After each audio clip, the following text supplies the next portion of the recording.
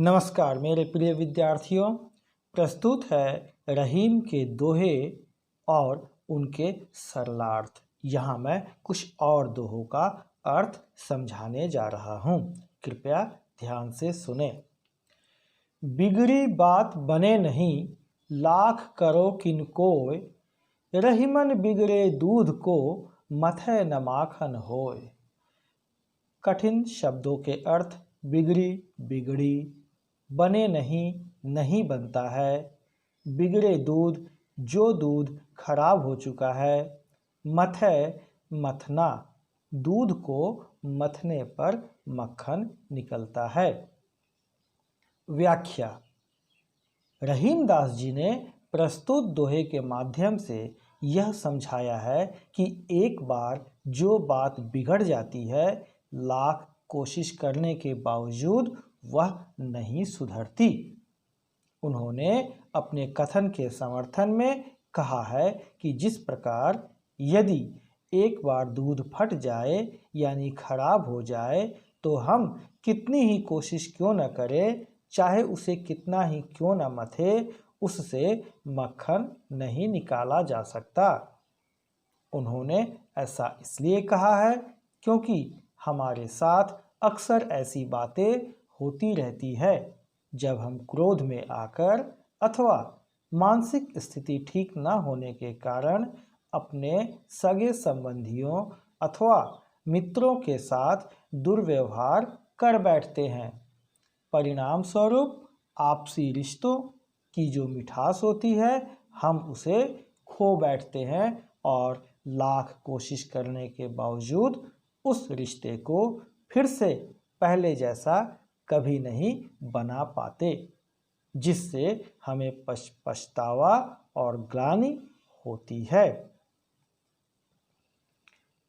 अगला दोहा। जो रहीम उत्तम प्रकृति, का करि सकत कुसंग, चंदन विष व्यापत नहीं, लिपटे रहत भुजंग। कठिन शब्द। उत्तम सबसे अच्छा, श्रेष्ठ, प्रकृति स्वभाव, भुजंग सांप, व्यापत अंदर समाना, का करि सकत क्या कर सकता है, लिपटे लिपटे रहते हैं। व्याख्या।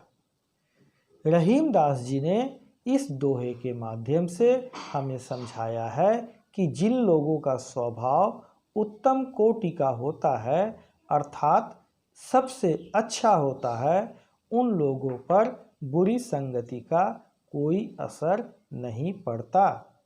अपनी बात की पुष्टि में उन्होंने उदाहरण देते हुए कहा है कि चंदन के वृक्ष पर न जाने कितने विषैले सर्प लटके रहते हैं और उन पर अपना विष छोड़ते रहते हैं, तथापि चंदन के वृक्ष पर उनके विष का कोई प्रभाव नहीं पड़ता है।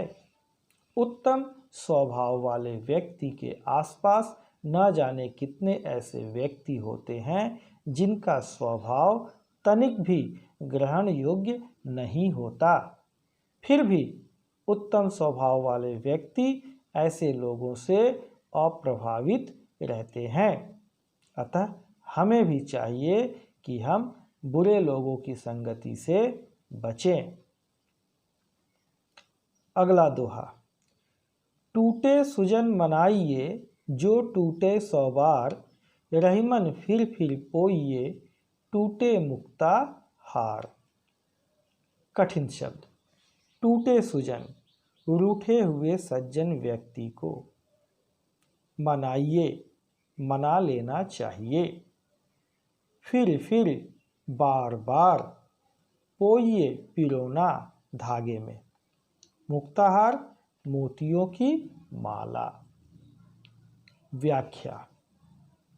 रहीमदास जी ने इस दोहे के माध्यम से हमें समझाया है कि यदि कोई सज्जन अथवा स्वजन व्यक्ति हमसे किसी कारण रूठ जाता है, अर्थात नाराज हो जाता है, तो हमें उसे बार बार कोशिश करके मना लेना चाहिए, क्योंकि ऐसे लोगों से नाराज होकर हम अपना ही अहित कर बैठते हैं। जिस प्रकार मोतियों की माला टूट जाती है तो हम उसे फिर से पिरो लेते हैं और धारण कर लेते हैं। यदि वह माला फिर से टूट जाए तो हम उसे फिर से पिरो लेते हैं, क्योंकि माला के टूटने से मोतियों का महत्व अथवा मूल्य कभी कम नहीं हो जाता। अतः सज्जन व्यक्ति को हमें लाखों बार भी मनाना पड़े तो मना लेना चाहिए। खीरा सिरते काटिए मलियत लोन लगाए, रहीमन कड़ुए मुखन को चाहियत यह सजाए। कठिन शब्द। मलियत मलना, रगड़ना। लोन नमक। कड़ुए मुखन को कड़वी बात बोलने वाले को। चाहियत यही सजाए, यही सजा दी जानी चाहिए। व्याख्या। रहीम जी ने इस दोहे के माध्यम से हमें समझाया है कि वैसे तो हमें हर किसी के साथ प्रेम पूर्वक व्यवहार करना चाहिए, परंतु ज़रूरत पड़ने पर कठोरता से काम लेने से भी पीछे नहीं रहना चाहिए।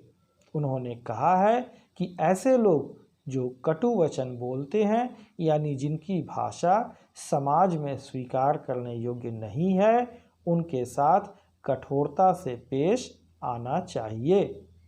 अपनी बात की पुष्टि हेतु उन्होंने जीवंत उदाहरण देते हुए कहा है कि जिस प्रकार खीरा के कड़वेपन को मिटाने के लिए हम उसका मुंह काटकर नमक रगड़ते हैं, जिससे उसका कड़वापन खत्म हो जाता है, ठीक ऐसा ही व्यवहार हमें कटु वचन बोलने वालों के साथ करना चाहिए। यदि आपको मेरा यह प्रयास अच्छा लग रहा है तो कृपया मेरे चैनल को लाइक, शेयर और सब्सक्राइब करना ना भूलें। धन्यवाद। कुछ और दोहों के अर्थ भाग 3 में।